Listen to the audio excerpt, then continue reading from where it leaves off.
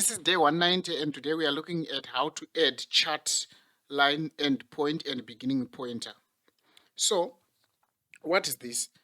Imagine you want to show a graph where you have the years going backwards. So I have my 2010 year and 2021 year.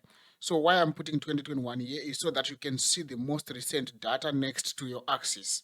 Yes, you could have put the axis on the right if you want to, but sometimes you just want to arrange things and you want to show the direction of your data so that when your users are looking at your charts, they don't get confused in which direction your chart is going. They can actually see this pointer to show the direction. You can also put the direction going this other side as well to emphasize that it's a time series and your data is flowing in this particular direction. How can you do that in Excel?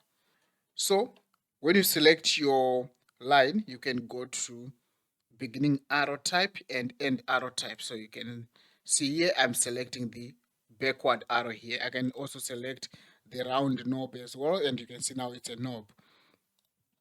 And if I go back and under format here, and you can see I can then change it to an arrow if I want an arrow.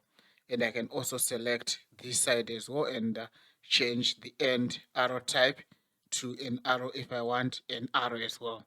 Or I can put a round shape because here I'm denoting that this is the starting point. So I would rather put a circle or this diamond here.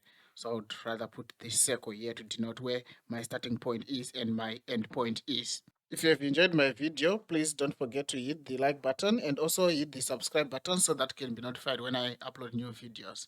Thank you. Bye-bye.